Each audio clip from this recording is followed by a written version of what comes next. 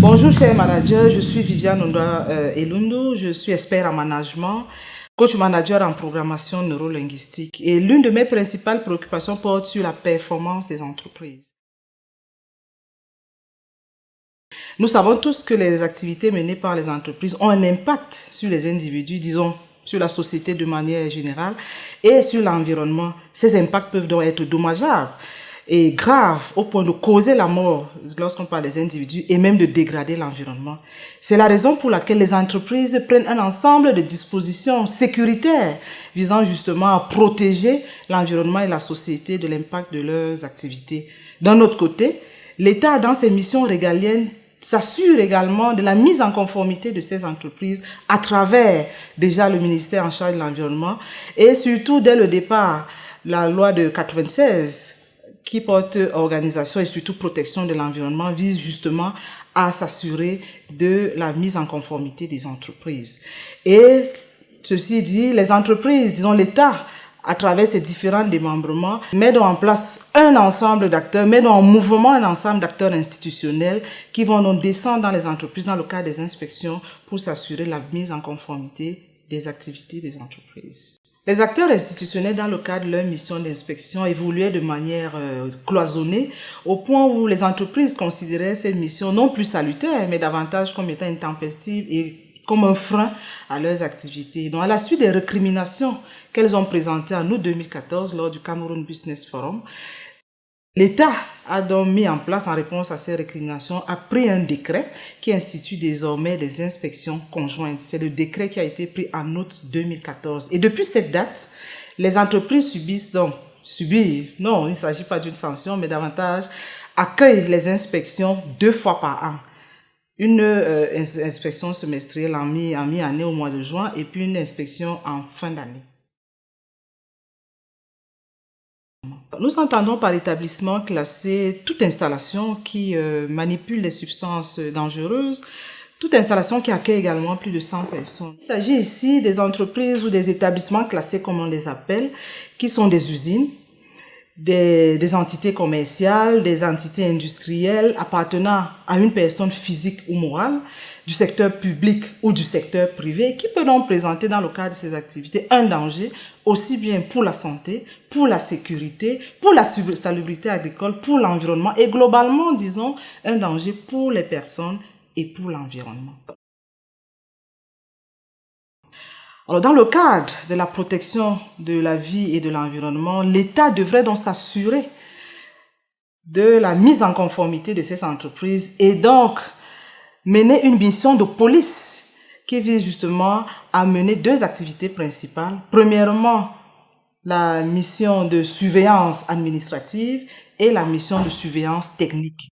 En ce qui concerne la surveillance administrative, il s'agit, au moins dans un premier temps, de s'assurer que l'entreprise est en règle au plan administratif parce que vous savez, pour créer et mettre en place une entreprise, il y a un ensemble de dispositions qu'il faut respecter, un ensemble d'autorisations qu'il faut également avoir qui découlent des activités de surveillance. Et maintenant, au plan technique, s'assurer que les installations physiques et les installations également mobiles ne présentent pas de dangers dans le cas de la mise en place et l'exécution des activités de l'entreprise. D'où l'intérêt pour les entreprises de prendre toutes les dispositions afin que les actions et les activités qu'elles réalisent ne puissent pas présenter un danger pour la vie des individus, pour la société de manière globale et pour l'entreprise.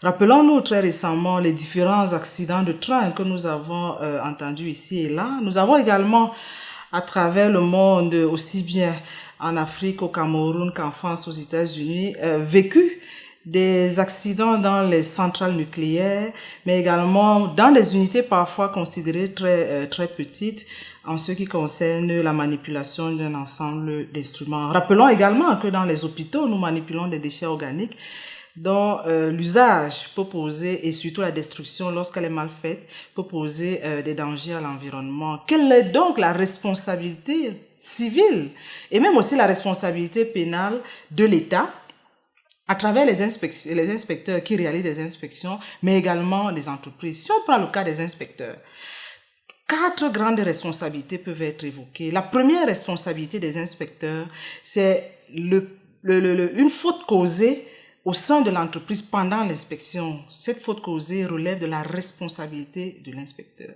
L'une des responsabilités qu'on peut également évoquer, sans vouloir insister parce que ça semble être une responsabilité évidente, c'est la production d'un rapport fantaisiste et erroné.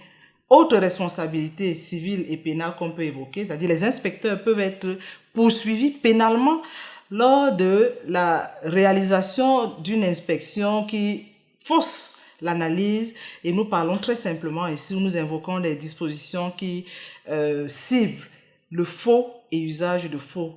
Et très souvent, lorsqu'un sinistre arrive ou survient après le passage d'un inspecteur, il faut également dire la qualité de l'inspection peut être questionnée. Maintenant, en ce qui concerne les entreprises, il faut dire que la responsabilité civile et pénale des entreprises ici est fortement frappée par le législateur lorsqu'on prend le cas du Cameroun, et cette responsabilité ou cette disposition déroge à la règle dans le domaine.